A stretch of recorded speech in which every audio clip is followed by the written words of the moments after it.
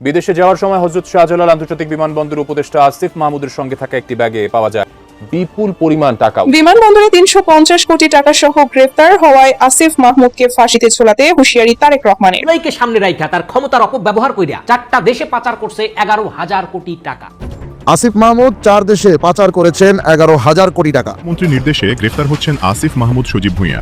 আসিফ মাহমুদ সজীব ভুঁইয়া উপদেষ্টা থাকাকালীন তার বিরুদ্ধে অনেক অভিযোগ, হাজার হাজার কোটি টাকার মালিক হয়েছেন তিনি, দেশের বাইরে টাকা পাচার করেছেন।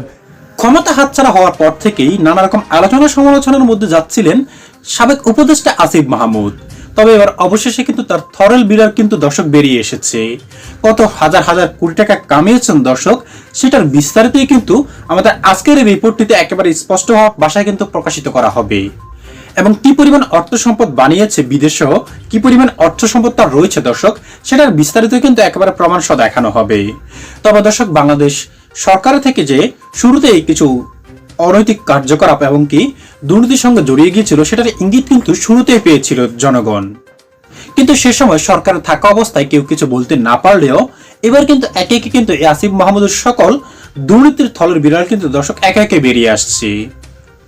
তাই আজকে আপনাদের কাছে বিশেষ করে অনুরোধ থাকবে দর্শক, সম্পূর্ণ ভিডিওটি শেষ পর্যন্ত দেখেই কিন্তু সুন্দর একটি মন্তব্য করে যাবেন এই আসিফ মাহমুদকে নিয়ে। আরো লিখে যাবেন তার কি শাস্তি হওয়া উচিত এবং তার সম্পদগুলো বাজেয়াপ্ত করা দরকার কিনা, সেটার বিস্তারিত কিন্তু লিখে যাবেন। তাই আজ আর কথা বাড়ি এখানে মূল্যবান সময়টুকু নষ্ট না করে আগে আপনাকে সেই গুরুত্বপূর্ণ রিপোর্টটি আগে দেখিয়ে নিয়ে আসি, যেটাতে আপনারা বিস্তারিত একেবারে ভালো করে বুঝতে পারবেন। বিমানবন্দরে ৩৫০ কোটি টাকা সহ গ্রেফতার হওয়ায় আসিফ মাহমুদকে ফাঁসিতে ঝোলাতে হুঁশিয়ারি তারেক রহমানের। হযরত শাহজালাল আন্তর্জাতিক বিমানবন্দরে এক অভূতপূর্ব ঘটনায় সাবেক অন্তর্বর্তী সরকারের উপদেষ্টা এবং জাতীয় নাগরিক পার্টির এনসিপি মুখপাত্র আসিফ মাহমুদ সজীব ভুঁইয়াকে গ্রেফতার করা হয়েছে। রাতের অন্ধকারে দেশ ছেড়ে পালানোর চেষ্টাকালে তার সঙ্গে থাকা একটি সুটকেস থেকে প্রায় ৩৫০ কোটি টাকার নগদ অর্থ, বিদেশি মুদ্রা এবং বিভিন্ন ব্যাংকের চেক উদ্ধার করেছে শুল্ক গোয়েন্দা ও গোয়েন্দা পুলিশের যৌথ টিম। এই ঘটনায় দেশ জুড়ে তোলপাড় শুরু হয়েছে এবং বিএনপি চেয়ারম্যান ও বর্তমান প্রধানমন্ত্রী তারেক রহমান কঠোর হুঁশিয়ারি উচ্চারণ করেছেন। গোয়েন্দা সূত্র জানায়, আসিফ মাহমুদ গতকাল রাত 11:30টার দিকে দুবাইগামী একটি ফ্লাইটে চড়ার প্রস্তুতি নিচ্ছিলেন। বিমানবন্দরের স্ক্যানিং মেশিনে তার ব্যাগে অস্বাভাবিক ওজন ধরা পড়লে নিরাপত্তা কর্মীরা তল্লাশি চালান। ব্যাগ খুলতেই বেরিয়ে আসে টাকার বান্ডিল, ডলারের স্তূপ এবং সুইস ব্যাংকের অ্যাকাউন্টের ডকুমেন্টস। প্রাথমিক হিসাবে এই অর্থের পরিমাণ ৩৫০ কোটি টাকারও বেশি। এছাড়া তার কাছ থেকে বিদেশে পাচারের পরিকল্পনার কয়েকটি চিঠি ও ইমেইল প্রিন্ট আউট উদ্ধার হয়েছে, যাতে দুবাই, সিঙ্গাপুর ও সুইজারল্যান্ডে অর্থ স্থানান্তরের বিস্তারিত নির্দেশনা ছিল। আসিফ মাহমুদকে গ্রেফতারের পরপরই তাকে র্যাবের হেফাজতে নেওয়া হয়েছে। তার বিরুদ্ধে মানি লন্ডারিং, দুর্নীতি, রাষ্ট্রীয় অর্থ আত্মসাৎ এবং দেশত্যাগের চেষ্টার অভিযোগ আনা হয়েছে।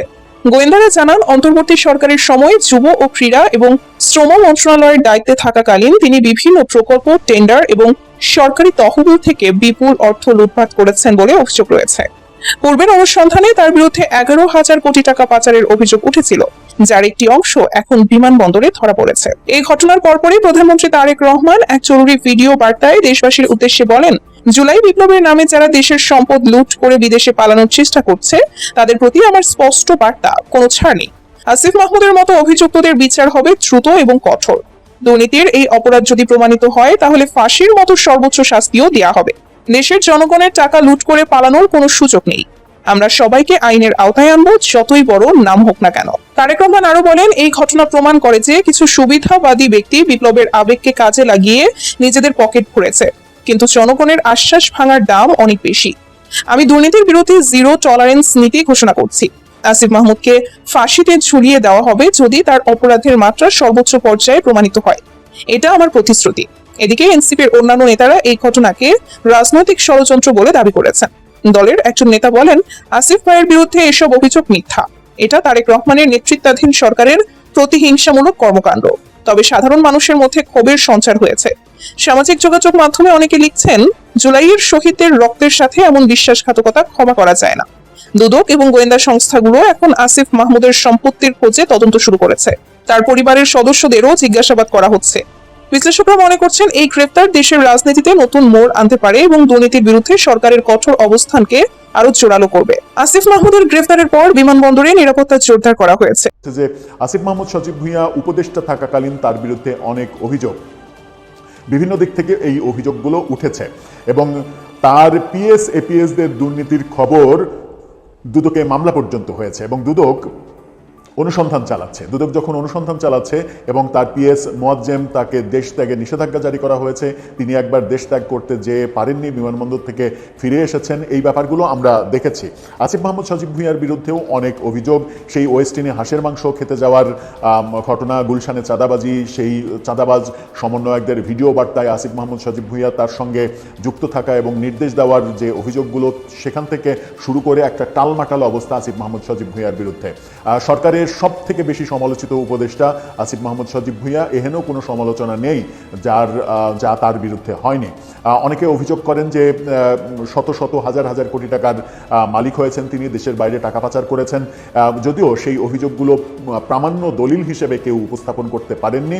এখন দেখার বিষয় যে আসিফ মাহমুদ সজীব ভুঁইয়া যখন ঢাকার দক্ষিণে মেয়র পদে লড়বেন এই ঘোষণা দিচ্ছে, তখন কি বিএনপি উদ্যোগী হবে আসিফ মাহমুদ সজীব ভুঁইয়া উপদেষ্টা থাকাকালীন কোনো দুর্নীতি করেছে কিনা সেই তদন্তে নামার? আমার মনে হয় যে সেটা হতে পারে। আর সেটা যদি হতে যায় এবং সেটা যদি হয়ে যায়, তাহলে আসিফ মাহমুদ সজীব ভুঁইয়ার নির্বাচন করা তো দূরের কথা, তার অনেক বেশি বিপদে পড়ে যাওয়ার সম্ভাবনা রয়েছে যদি তার দায়িত্ব পালনের সময় থেকে এখন পর্যন্ত তার বিরুদ্ধে যে সকল অভিযোগ কানাঘোষা হচ্ছে, এমনকি তার পক্ষের মানুষগুলোই বিভিন্ন ইউটিউবে বিভিন্ন জায়গায় বিভিন্ন ইকুয়েশনগুলো দিচ্ছে, তখন থলের বিড়াল যদি বেরিয়ে আসে, তাহলে তিনি বিপদে পড়ে যাবেন। আর যদি তার বিরুদ্ধে তদন্ত করে কোনো কিছু না পাওয়া যায়, তাহলে তিনি হয়ে যাবেন হিরো। সেই ক্ষেত্রে ঢাকা দক্ষিণে তার বিপক্ষে ইশরাকের জিতে আসাটা অনেক বেশি কঠিন হবে।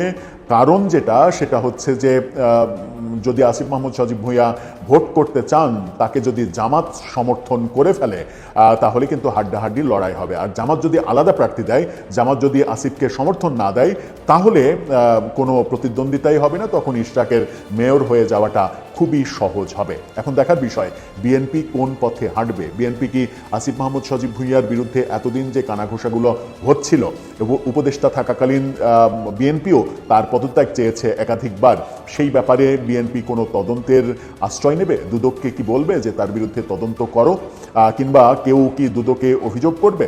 এই প্রশ্নগুলো সামনে এসে যাচ্ছে। দর্শক, আপনার কি মনে হয় আগামী সিটি কর্পোরেশন নির্বাচনটা খুব বেশি কি সহজ হবে? সেটা বিএনপির জন্য হোক, আর এনসিপির জন্য হোক, আর জামাতের জন্য হোক। নির্বাচনে বিজয়ী হতে হলে বিএনপিকে যে বিজয়, ভূমিধস বিজয় জাতীয় নির্বাচনে, সেই যে উজ্জ্বল ভাবমূর্তি, সেই ভাবমূর্তিটা অক্ষুণ্ণ রাখতে হবে। এটাও কিন্তু একটা ম্যান্ডেটরি ব্যাপার হয়ে। ইশরাক হোসেন, বিএনপি নেতা সাদেক হোসেন খোকার সন্তান ইশরাক হোসেন, তরুণ বয়সেই ঢাকা 6 থেকে এমপি হয়ে গেলেন এবং তারপরে প্রতিমন্ত্রীও হয়েছেন। মুক্তিযুদ্ধ বিষয়ক প্রতিমন্ত্রী করা হয়েছে তাকে। কিন্তু তিনি এবার আজকে ঘোষণা দিয়েছেন যে তিনি মেয়র হবেন, ঢাকা দক্ষিণের মেয়র হবেন, মেয়র পদে লড়বেন। গতকালকে এই ঘোষণা দিয়েছেন এনসিপি নেতা আসিফ মাহমুদ সজীব ভুঁইয়া, তিনি মেয়র পদে লড়বেন। এখন তাহলে ঢাকা দক্ষিণে মুখোমুখি হচ্ছেন সেই যে নাটক আমরা দেখেছি আসিফ মাহমুদ সজীব ভুঁইয়া স্থানীয় সরকার উপদেষ্টা থাকাকালীন ইশরাক হোসেনের ঢাকা দক্ষিণের মেয়র ইস্যুতে আসিফ মাহমুদ সজীব ভুঁইয়া যা করেছেন, সেই নাটকগুলো আমরা দেখেছি। সম্ভবত আবারও একটা আসিফ ভার্সেস ইশরাক একটা নাটক মঞ্চস্থ হতে চলেছে। সেই নাটকে কে বিজয়ী হবে? ইশরাক হোসেন, তাকে নির্বাচন করতে হলে এমপি পদ থেকে এবং মন্ত্রীর পদ থেকে পদত্যাগ করতে হবে। পদত্যাগ করে এত বড় একটা রিস্কে তিনি যাচ্ছেন, যদি দুর্ঘটনা ঘটে যায় তাহলে কি হবে?